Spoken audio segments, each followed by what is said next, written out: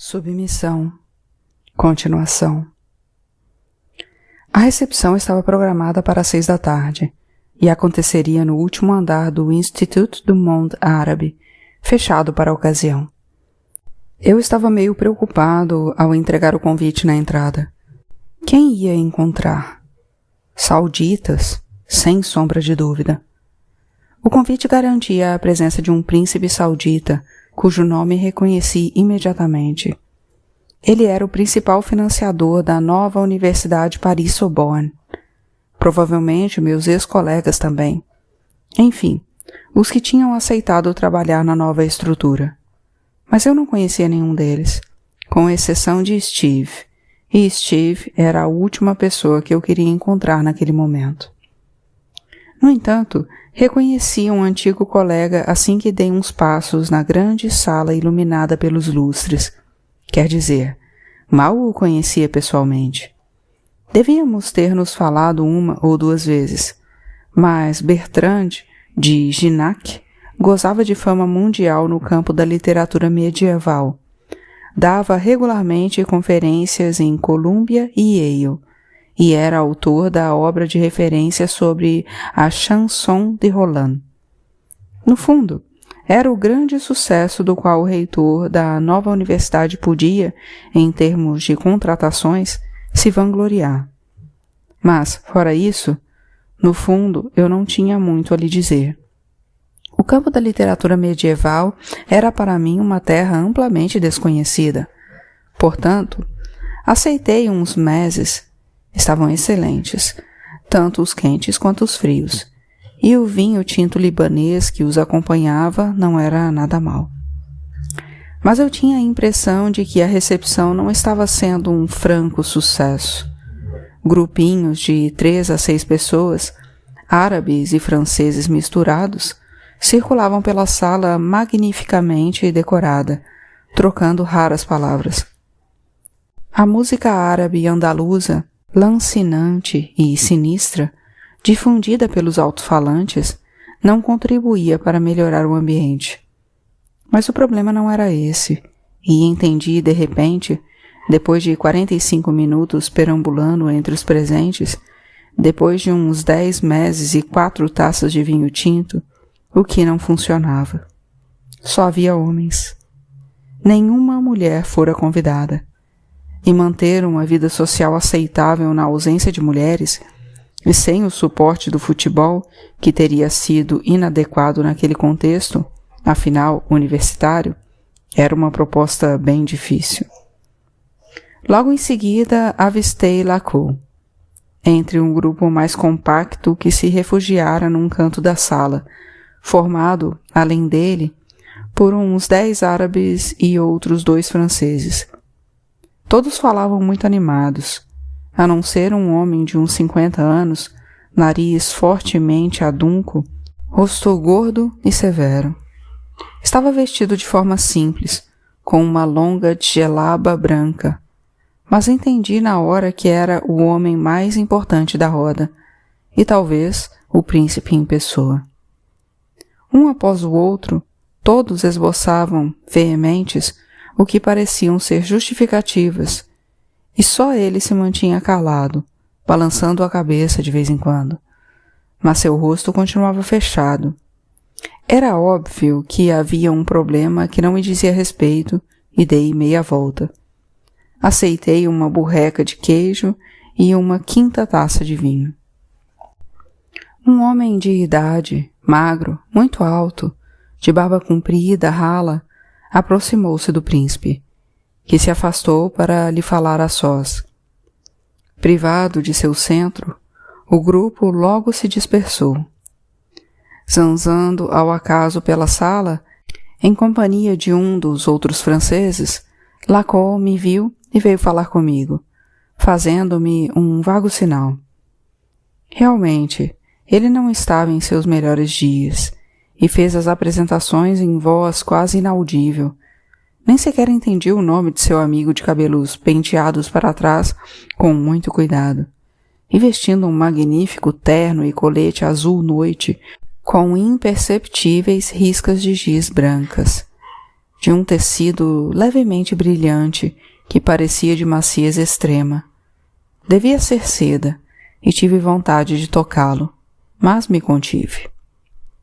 O problema é que o príncipe estava tremendamente humilhado, porque o ministro da Educação Nacional não tinha ido à recepção, ao contrário do que lhe haviam prometido categoricamente. E não só o ministro não estava lá, como não havia nenhum representante do ministério. Rigorosamente ninguém. Nem sequer o secretário de Estado para as universidades. Ele concluiu com desalento. Não há mais secretário de Estado para as universidades desde a última reforma ministerial, eu já disse, cortou seu companheiro, irritado. Para ele, a situação era ainda mais grave do que Lacolle pensava. O ministro tencionava ir, como lhe confirmara ainda na véspera, mas fora o próprio presidente Benades que interviera para dissuadi-lo, com o objetivo explícito de humilhar os sauditas. O que ia no mesmo sentido de outras medidas recentes, muito mais relevantes, como a retomada do Programa Nuclear Civil e o novo programa de incentivos ao carro elétrico. Tratava-se, para o governo, de conseguir a curto prazo uma independência energética total em relação ao petróleo saudita. Evidentemente, isso não era um bom negócio para a Universidade Islâmica Paris-Sorbonne, mas me parecia que era sobretudo seu reitor que deveria se preocupar. E nesse momento vi Lacolle virar-se para um homem de uns 50 anos que acabava de entrar na sala e se dirigia para nós a passos rápidos. Aí está Robert, disse ele com enorme alívio, como se acolhesse o Messias. Mesmo assim, teve tempo de me apresentar a ele, dessa vez com voz audível, antes de pô-lo a par da situação. Hedinger apertou minha mão energicamente, quase a esmagando entre suas palmas poderosas, e me garantiu estar muito feliz de me encontrar, pois fazia tempo que esperava esse momento. Fisicamente, era muito impressionante, altíssimo, talvez um pouco mais de 1,90 m, e também fortíssimo, peito largo, musculatura bem desenvolvida. A bem da verdade, tinha mais o físico de pilar de rugby do que de professor universitário. Seu rosto bronzeado, marcado por rugas profundas, tinha ao alto cabelos inteiramente brancos, mas cheios, cortados em escovinha. Vestia-se de um jeito bem incomum, jeans e jaqueta de aviador de couro preto. Lacolle lhe explicou rapidamente o problema. Hedinger balançou a cabeça, resmungando que pressentira algo do gênero, e depois de uma curta reflexão concluiu: "Vou chamar Delomais. Ele saberá o que fazer." Em seguida, tirou da jaqueta um minúsculo celular em concha, quase feminino, que parecia menor ainda em sua mão, e se afastou uns metros para digitar o número.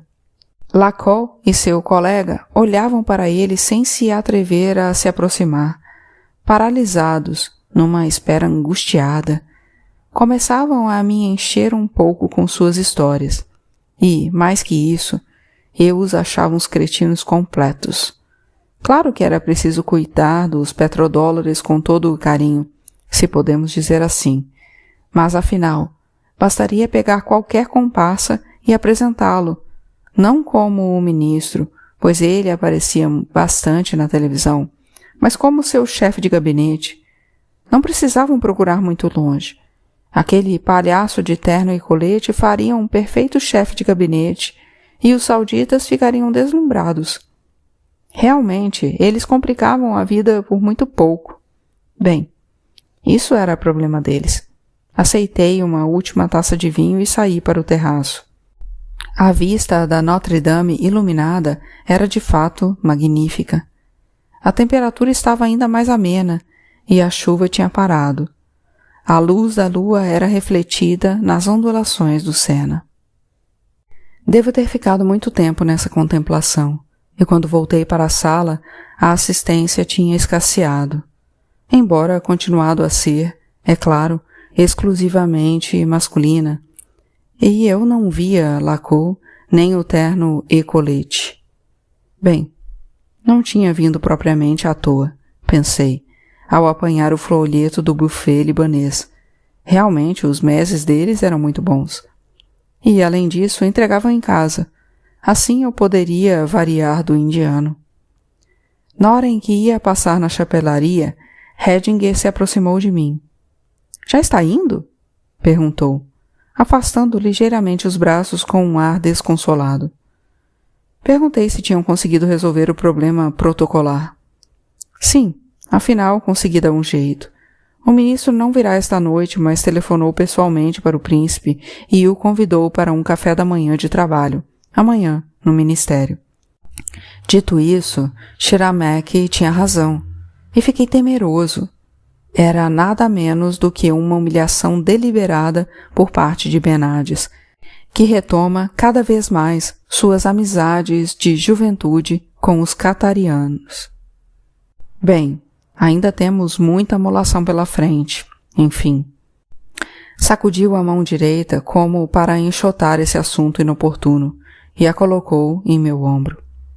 Mas estou de fato aborrecido que esse contratempo tenha impedido que conversássemos.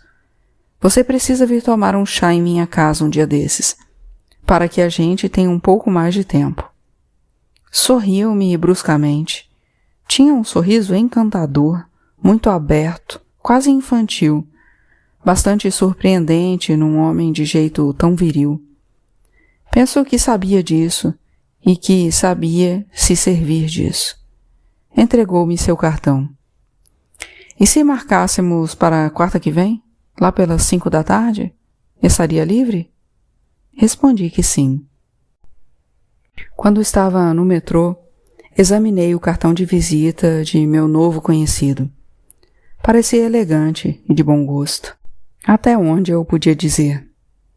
Hedinger dispunha de um número de telefone pessoal, 2 números profissionais, 2 números de fax, um pessoal, outro profissional, 3 endereços de internet com atribuições mal definidas, 2 números de celulares, um francês e outro inglês, e um identificador de Skype. Seja como for, eis um homem que se dava os meios de ser encontrado. Decididamente, depois de Lacour, eu começava a transitar em altas esferas. Era quase inquietante. Ele também dispunha de um endereço na rua des Arenes, 5, e por ora era a única informação necessária. Eu tinha a vaga ideia de que a Rua des Arenes era uma ruazinha encantadora que dava na pracinha das Arenes de Luteçay, por sua vez um dos recantos mais deliciosos de Paris. Ali havia açougues e queijarias recomendados por Petitrou e por Pulowski. Quanto aos produtos italianos, nem se fala. Tudo isso me tranquilizava ao extremo. No metrô Place Monge, tive a má ideia de pegar a saída Arenes de Luteçay. Sem dúvida, no aspecto topográfico, isso era justificado. Eu ia dar direto na Rua des Arenes, mas esqueci que essa saída não tinha elevador e que o metrô Place Monge fica a 50 metros abaixo do nível da rua. Eu estava exausto e sem fôlego quando saí dessa curiosa boca de metrô. Aberta na muralha do jardim, com suas colunas grossas e sua tipografia de inspiração cubista, cuja aparência geral neobabilônica era absolutamente incongruente em Paris, como, aliás, teria sido mais ou menos em qualquer lugar da Europa. Ao chegar à Rua des Arenes 5, percebi que Hedinger morava não só numa rua encantadora do 5º distrito, como numa mansão particular numa rua encantadora do 5º distrito. E, melhor ainda, numa mansão particular histórica. O número 5 não era outro senão o dessa inacreditável construção neogótica, tendo na lateral uma torrinha quadrada que pretendia evocar um torreão de fortaleza, e na qual Jean Paulhan vivera de 1940 até sua morte, em 1968. Pessoalmente, jamais consegui suportar Jean Paulhan. Nem seu lado eminência parda, nem suas obras, mas devia reconhecer que ele fora um dos personagens mais poderosos da edição francesa no pós-guerra, e que vivera numa casa linda. Minha admiração pelos recursos financeiros postos à disposição da nova universidade pela Arábia Saudita só fazia crescer. Toquei a campainha e fui recebido por um mordomo, cujo uniforme branco creme e um casaco de gola mal lembravam um pouco o traje do antigo ditador Gaddafi. Apresentei-me. Ele se inclinou ligeiramente. Na verdade, eu era esperado. Pediu-me para aguardar num hallzinho iluminado por vitrais enquanto ia chamar o professor Hedinger. Estava esperando fazia uns 2 ou 3 minutos, quando uma porta se abriu à esquerda e uma moça de uns 15 anos, vestindo um jeans de cintura baixa e uma camiseta da Hello Kitty, entrou no aposento. Seu cabelo comprido, preto, balançava livremente nos ombros. Ao me ver, deu um grito. Tentou desajeitadamente esconder o rosto com as mãos e deu meia volta correndo. No mesmo instante, Hedinger apareceu no patamar superior e desceu a escada para me encontrar. Assistira ao incidente e fez um gesto resignado, escondendo-me a mão. É Aisha, minha nova esposa. Ela vai ficar muito encabulada, porque você não devia vê-la sem véu. Sinto muitíssimo. Não se desculpe. É culpa dela. Devia ter perguntado se havia um convidado antes de passar pelo hall de entrada.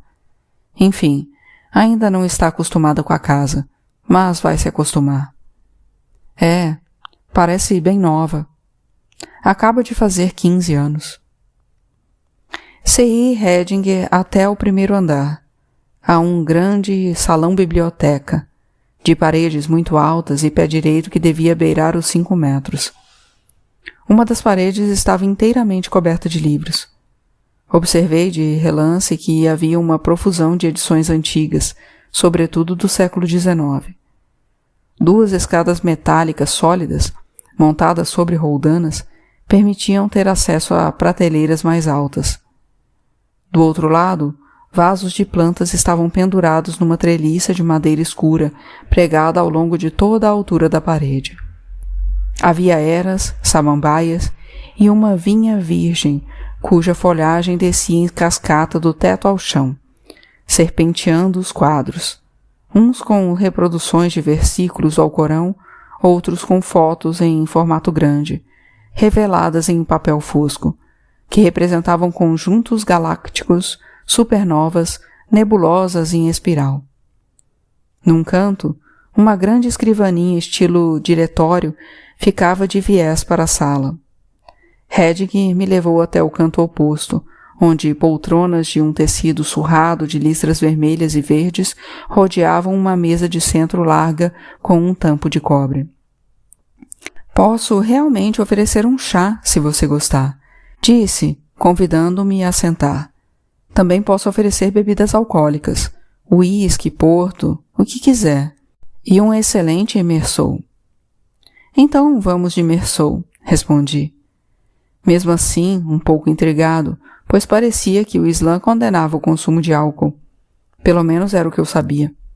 Mas, no fundo, aquela era uma religião que eu conhecia mal. Ele desapareceu.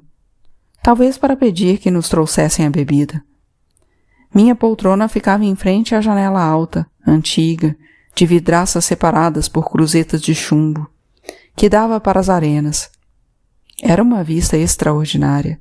Acho que, pela primeira vez, eu tinha uma visão tão completa do conjunto das arquibancadas. No entanto, minutos depois me aproximei da biblioteca. Também era impressionante. 2 prateleiras na parte inferior estavam repletas de volumes de 21 por 29,7 centímetros.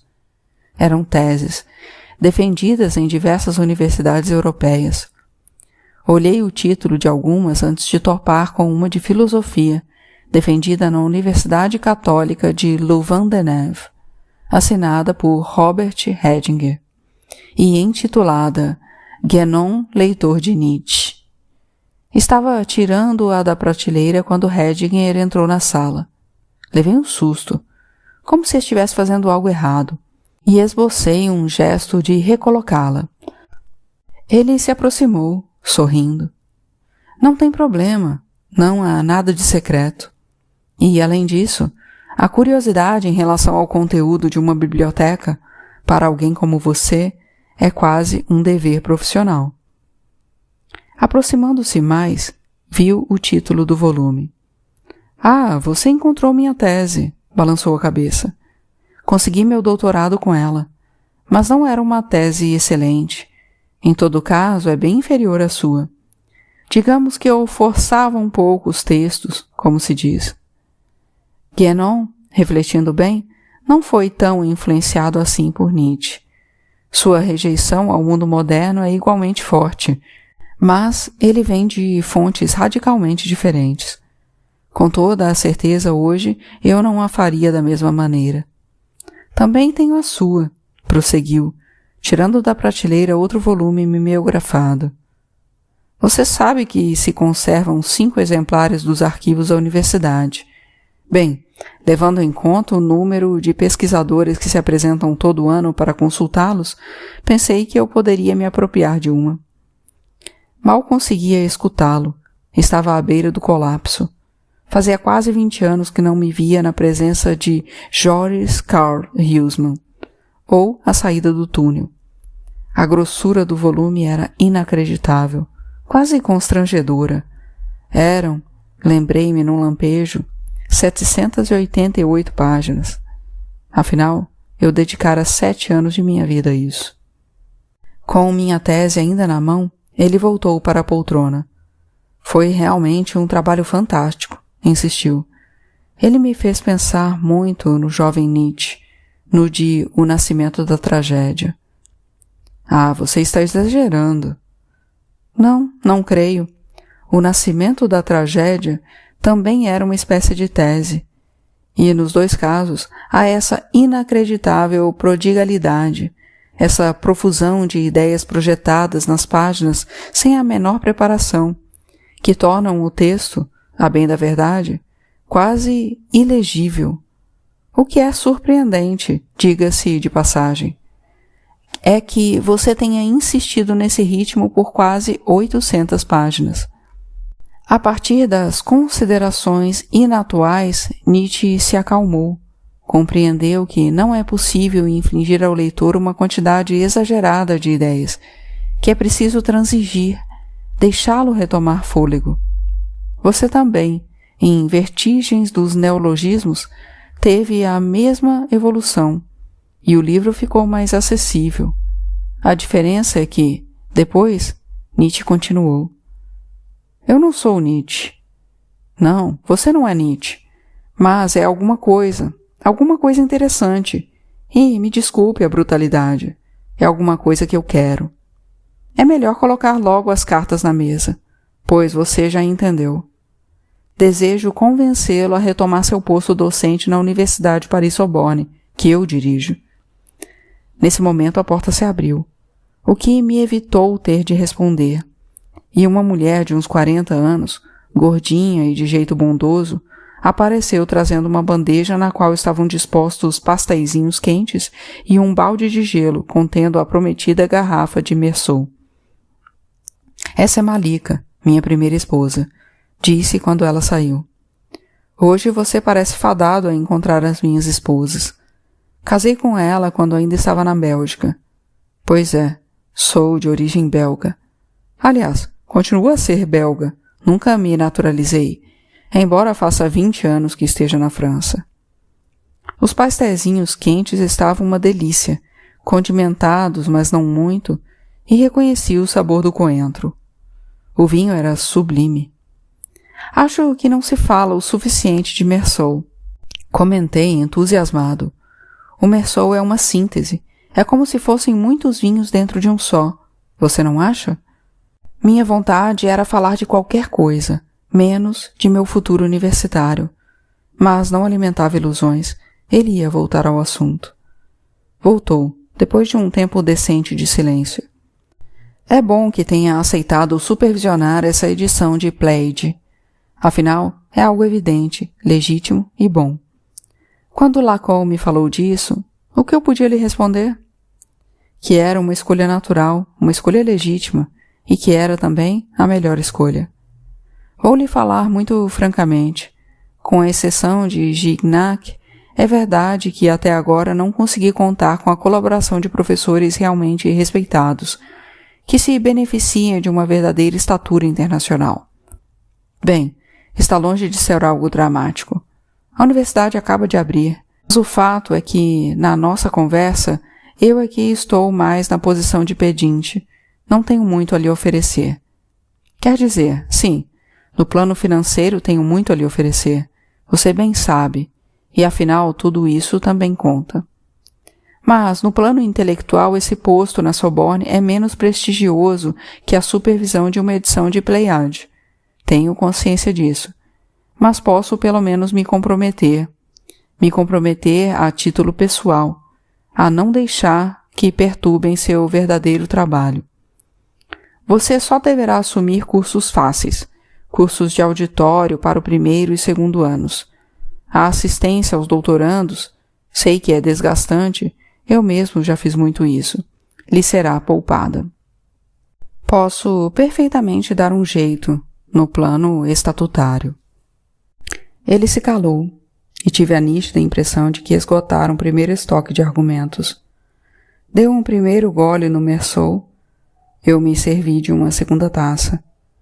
Acho que nunca tinha me acontecido de me sentir assim tão desejável.